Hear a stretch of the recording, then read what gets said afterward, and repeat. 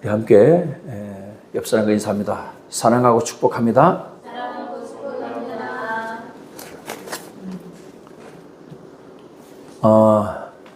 따라서 합니다. 음부의 권세가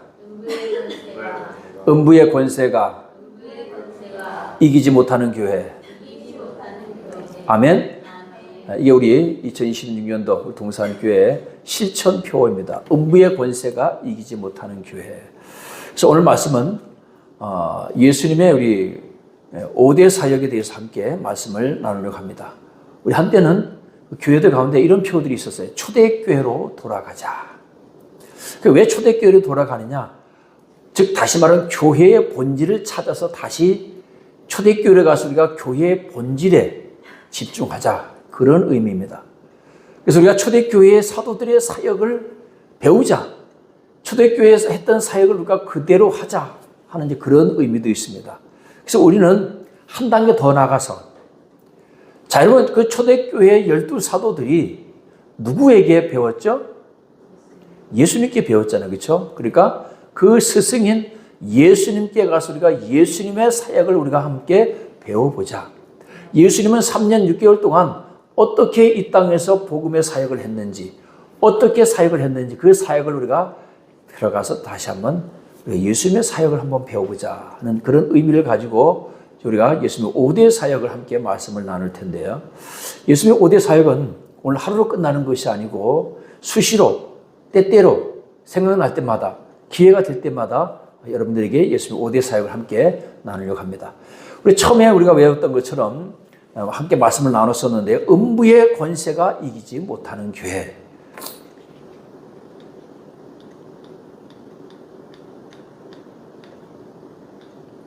자, 우리 함께 마태복음 16장 18절 말씀 같이 읽어봅니다. 시작. 내가 이 반석 위에 내 교회를 세우리니 음부의 권세가 이기지 못하는 교회를 세우리라. 누가 하신 말씀이죠? 예수님께서 베드로의 고백을 통해서 예수님께서 베드로에게 축복을 하시고 나서 이 말씀을 주셨어요. 내가 이 반석 위에, 즉 그 믿음 위에 내 교회를, 그 고백 위에 주는 그리스도시요 살아계신 하나님의 아들이시니이다. 이 고백 위에 예수님께서 교회를 세우신다는 얘기입니다. 즉 다시 말하면 우리 교회가 주제가 뭐여야 돼요? 목표가 뭐가 돼야 돼요? 주는 그리스도시요 살아계신 하나님의 아들이십니다. 이거를 선포하는 게 교회예요. 할렐루야. 그 위에 교회를 세우는데 음부의 권세가 이기지 못하는 교회를 주님께서 세우시겠다. 그렇게 말씀하셨습니다. 자, 두 번째 우리가 예수님의 첫 번째 비전은 음부의 권세가 이기지 못하는 교회. 두 번째를 함께 말씀을 나눕니다. 같이 읽어봅니다. 시작. 나를 따라오라. 내가 너희를 사람을 낚는 어부가 되게 하리라. 누구요? 너희를, 즉 제자들을 사람을 낚는 어부가 되게 하시겠다. 그렇습니다. 자, 세 번째 야고보서 1장 25절 말씀을 함께 같이 읽어봅니다. 시작. 듣고 잊어버리는 자가 아니요 실천하는 자가 되어 그 행하는 일에 복을 받으리라. 즉 듣고 잊어버린 자가 아니다. 즉 실천하는 자는 바로 뭐냐면 예수님께서 가르친 대로 그대로 따라 사는 사람. 예수님이 가르친 대로 그대로 따라하는 사람이 누구예요? 제자죠. 그 행하는 일에 복을 받게 될 것이다. 예수님의 비전 마지막 19장, 마태복음 19장 28절 같이 있습니다. 시작. 나를 따르는 너희도 12보좌에 앉아 이스라엘 12지파를 심판하시리라. 자, 예수님께서 부활 승천하시고 나서 어디 올라가셨어요? 하나님 우편 보좌에 앉아 계십니다. 근데 오늘 예수님께서 나를 따르는 너희도 어떻게 한다? 너희가 누구죠? 예수님의 제자들. 너희도 나처럼 12보좌에 앉아서 이스라엘 12지파를 심판하게 될 것이다. 여러분 대단한 거 아닙니까? 예수님께서 보좌에 앉으셔서 심판하는데 너희도 그 12보좌에 앉아서 12지파를 심판하게 된다라고 하는 것이죠. 그러니까 우리가 어디까지, 우리 신앙이 어디까지 이르러야 되느냐? 바로 예수님이 앉아 계신 그 12보좌에까지 앉는 것이 바로 우리 신앙의 목표. 아멘? 그러니까 예수님의 비전도 바로 마찬가지입니다. 예수님께서 이 땅에 오셔서 제자들 양육하시고 이 땅에 많은 성도들이 어디까지 이르기를 원하시느냐? 바로 예수님이 앉아 계신 그 보좌에까지 이르기를 원하는 게 오늘 예수님의 비전이다라는 것을 기억하시기 바랍니다.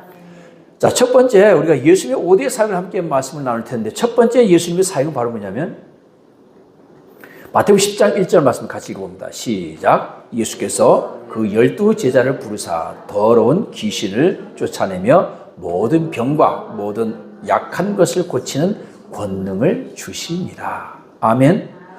예수님의 첫 번째 사역 따라서 합니다. 제자 사역. 예수님께서 가장 먼저 한 게 바로 뭐냐면 제자를 만드셨습니다.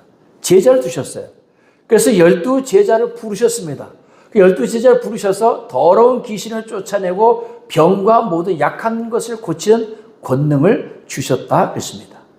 그리고 예수님께서 제자들을 삼으시고 마지막에 예수님께서 또 주신 말씀이 있는데 마태복음 20장 19절 18절 말씀을 같이 읽어봅니다. 시작. 그러므로 너희는 가서 모든 민족을 제자로 삼아 아버지와 아들과 성령의 이름으로 세례를 베풀고 내가 너에게 분반 모든 것을 가르쳐 지키게 하라. 볼지어다 내가 세상 끝날까지 너희와 항상 함께 있으리라.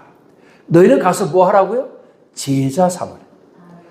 사도들에게 여러분 예수님께서 내가 너희를 제자 삼은 것 같이 너희도 가서 뭘 해라? 제자를 만들어라. 즉 예수님과 똑같은 너희가 또 역시 마찬가지로 그 제자들이 뭘 가르치는 거예요? 나를 닮게 가르치는 것이 아니고 예수님을 닮은 사람을 또 만들어내는 제자를 삼으라는 얘기입니다. 내가 세상 끝날까지 너희와 항상 함께 있으리라. 즉 너희가 내 제자가 되면 세상 끝날까지 너희와 항상 함께 있겠다라고 하는 것입니다. 자, 마태복음 3장 14절 말씀 같이 읽어봅니다. 시작. 이에 12를 세우셨으니 이는 자기와 함께 있게 하시고 또 보내사 전도도 하며.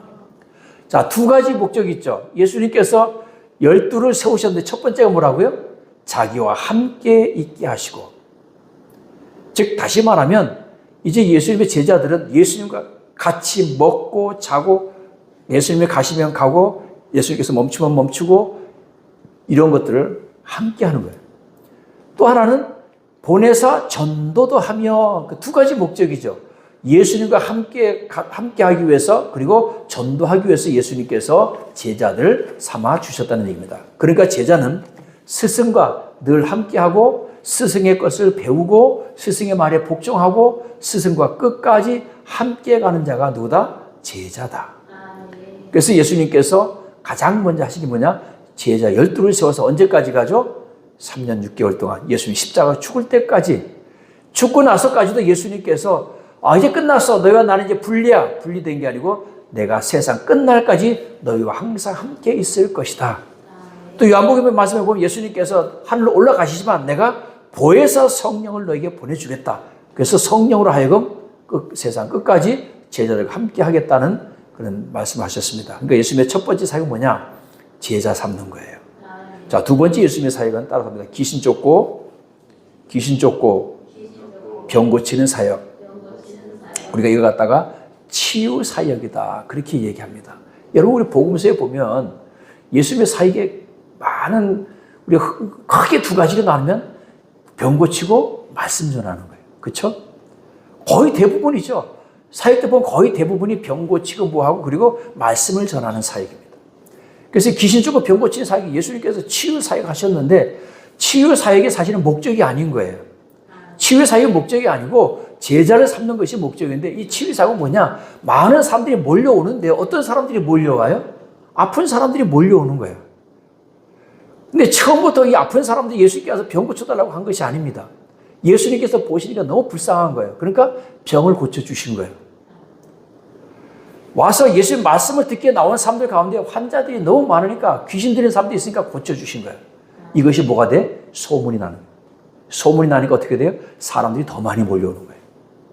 그래서 많은 사람들이 병 고치는 역사가 일어나게 된 줄로 믿습니다. 그래서 마태복음 16장 아까 우리 같이 읽었었는데 우리 저번에도 읽었었는데 함께 같이 읽어봅니다. 16장 17절 18절 같이 읽습니다. 시작. 믿는 자들에게는 이런 표적이 따르리니 곧 그들이 내 이름으로 귀신을 쫓아내며 새 방언을 말하며 뱀을 집어 올리며 무슨 독을 마실지라도 해를 받지 아니하며 믿는 자들에게 손을 얹은즉 나으리라. 아멘.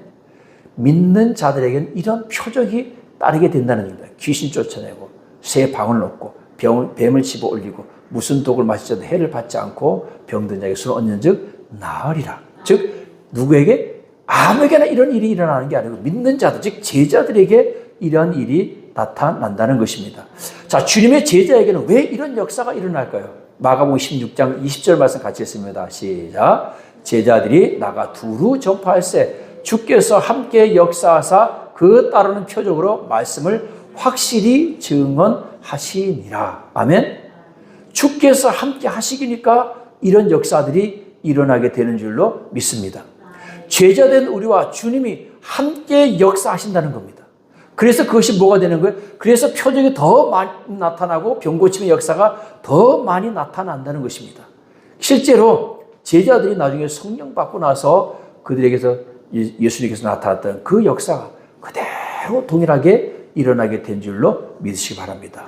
그러니까 예수님께서 이 땅에 오셔서 하신 두 번째 사역은 바로 뭐냐? 치유 사역입니다. 어떻게 보면 사복음서에 가장 많이 행하신 일들이 바로 병 고치는 사역이었습니다. 귀신 내쫓고 문둥병자 고치고 소경이 눈을 뜨게 하고 안진뱅이가 일어서는 그런 중풍병자가 일어서는 그런 역사들이 일어난 줄로 믿습니다. 자, 세 번째는 기도 사역입니다.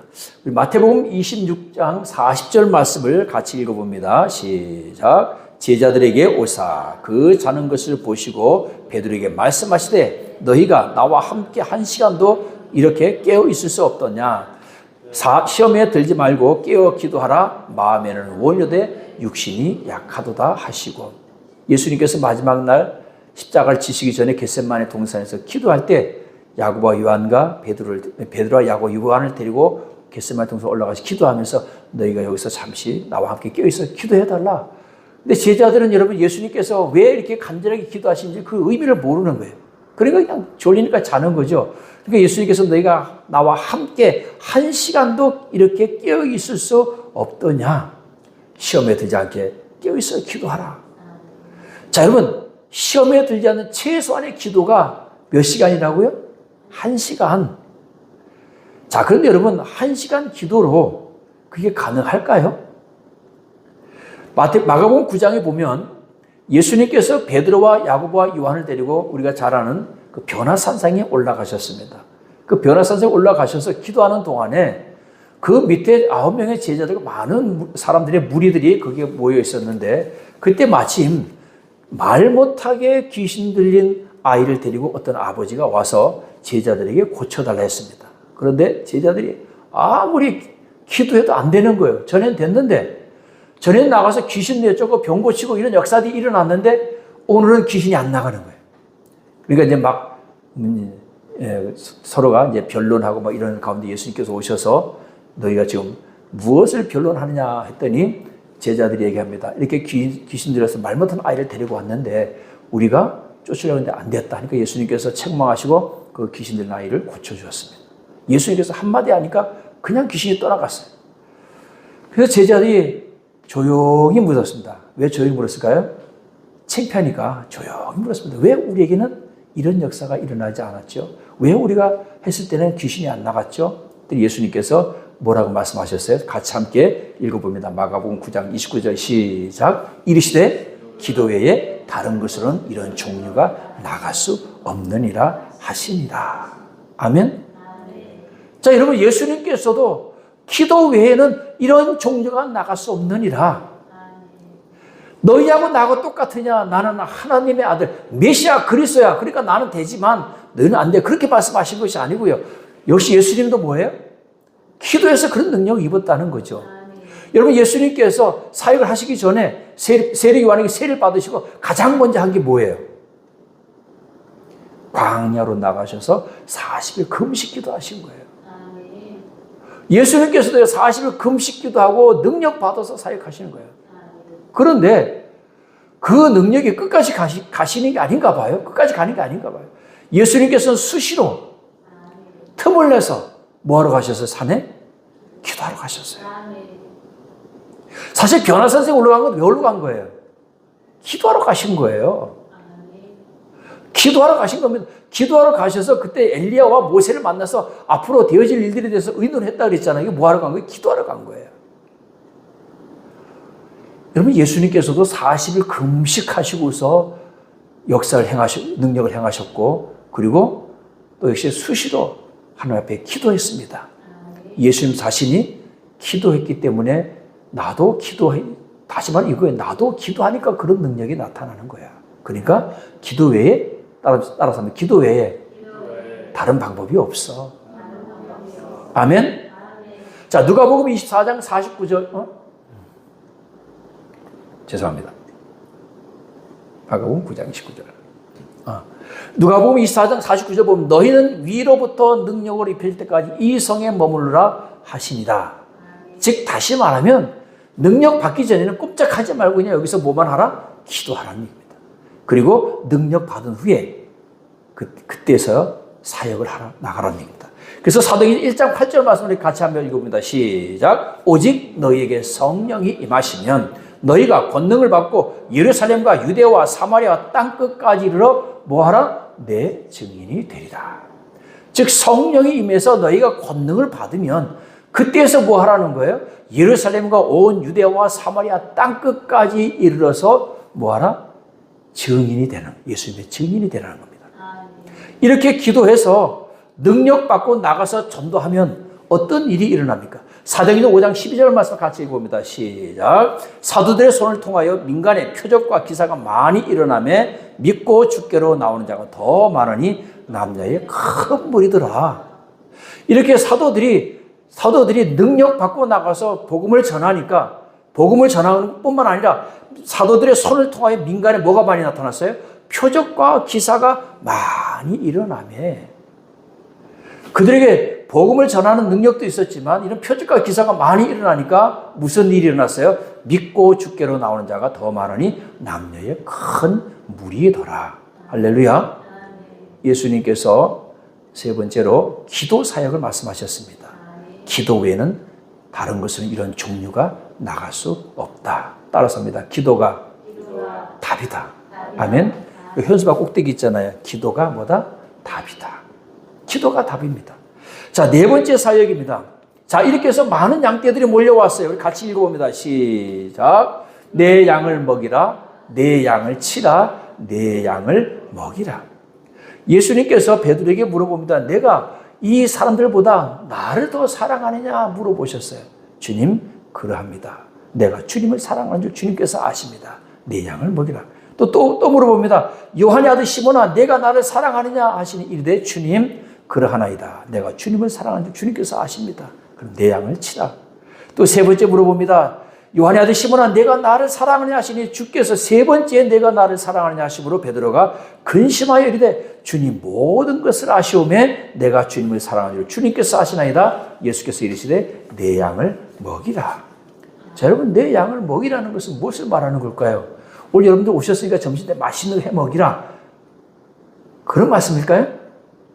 여기서 말하는 먹이라고 하는 것은 말씀으로 양육하라라는 것입니다. 할렐루야. 어떤 환경과 미혹에서도 믿음 잃지 않고 끝까지 살아남아서 주님의 보좌에까지 가는 그런 제자로 삼으라. 그런 제자로 만들어라. 그래서 이제 우리가 앞으로 이 말씀으로 양육하는 그 신앙 훈련 말씀과 그리고 제자 훈련하는 그 제자의 말씀, 제자 훈련을 함께 나중에 이제 같이 병행해서 이렇게 해 가도록 합니다. 그러니까 여러분들이 많은 사람들이 몰려왔으면 그 사람들을 먹이고 양육해야 되는 거예요. 여러분, 다윗에게 많은 사람들이 몰려왔습니다. 실패한 사람들, 그 시대 요즘으로 말하면 실패한 사람들, 실직한 사람들, 신용불량된 사람들, 노숙자들, 이런 사람들 한 400명이 몰려왔어요. 그러면 그 사람들에게서 가장 필요한 게 뭘까요?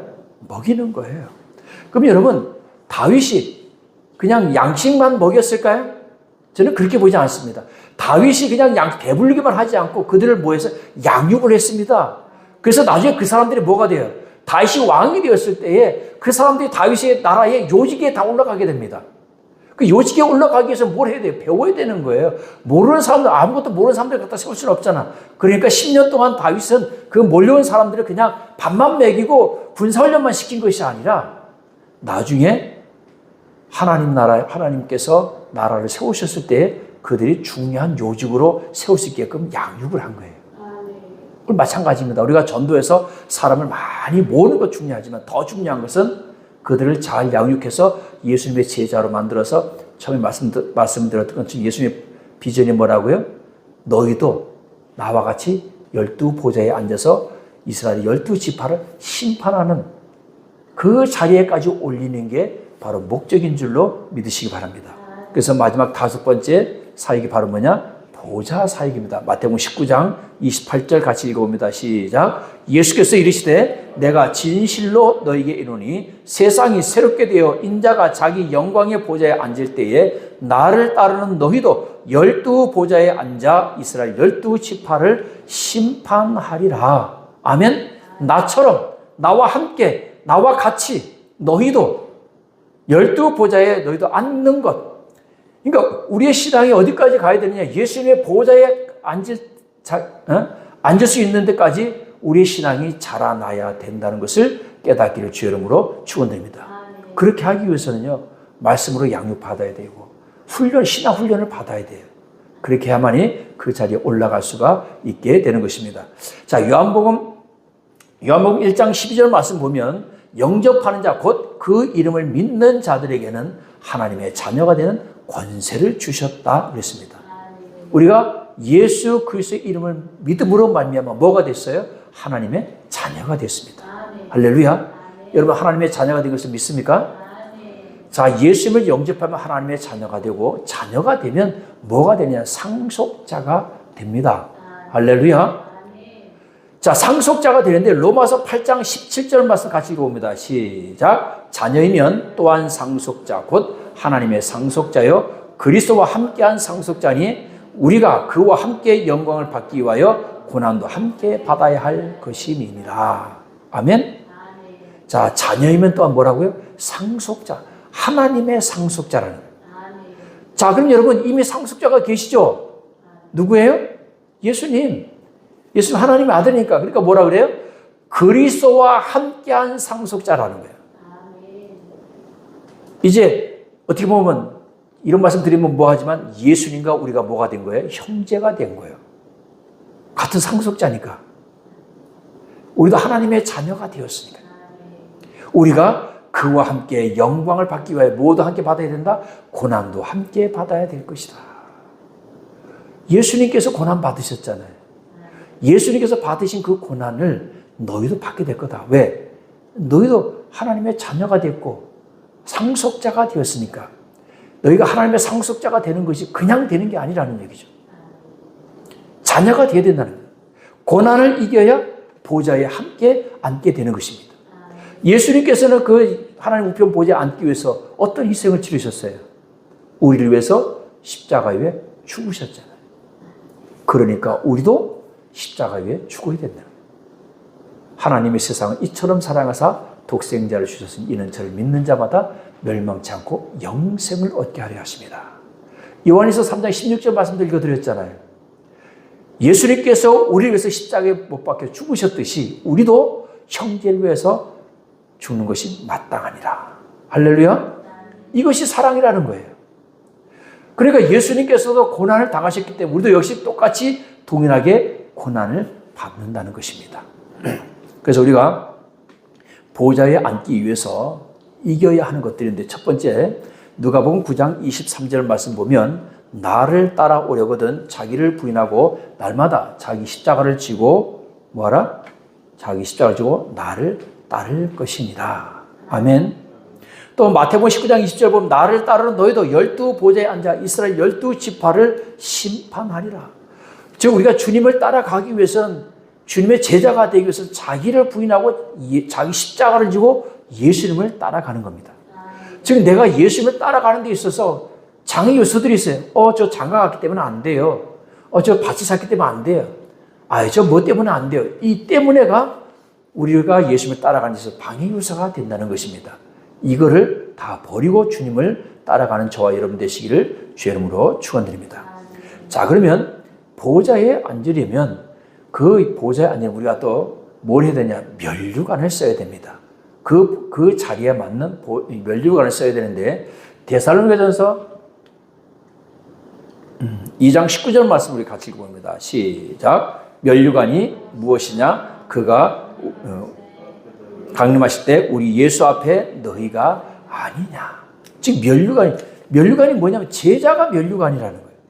즉 다시 말해서 내가 몇 명의 제자를 만들었느냐, 이게 면류관이라는 거죠.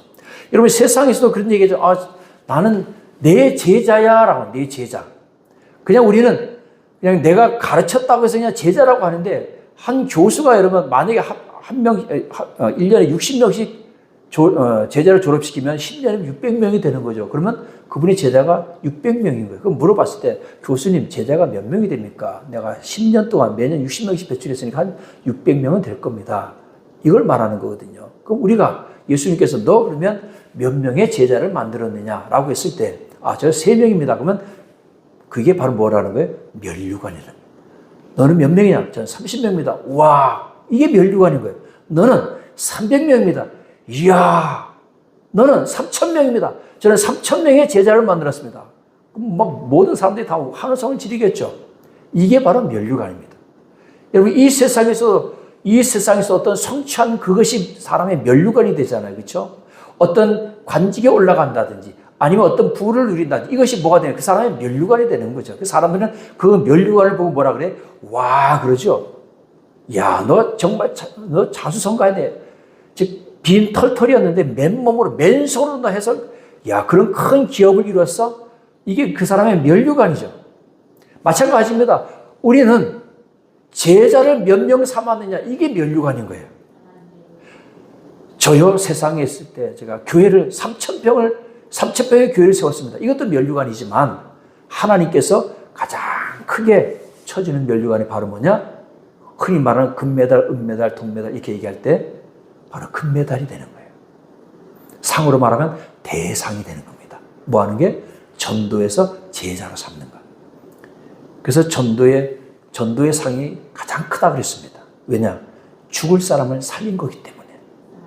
이 세상에서도 죽을 사람을 살리면 의인이라고 칭해집니다.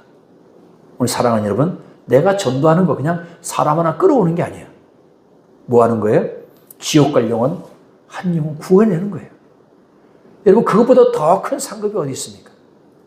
오늘 사랑하는 여러분, 오늘 예수님의 5대 사역을 우리가 함께 나눴는데요. 예수님의 제자 삼는 사역과 귀신 쫓고 병 고치는 치유 사역, 영의 기도, 즉 기도 사역, 돌봄의 사역, 목양, 보좌 사역까지 이 5가지 예수님의 사역을 봤는데, 우리가 이 땅에서 신앙생활을 하고 또 우리가 이 땅에서 사역을 해야 되는 것은 바로 예수님의 이 5대 사역인 줄로 믿으시길 주의 이름으로 축원드립니다.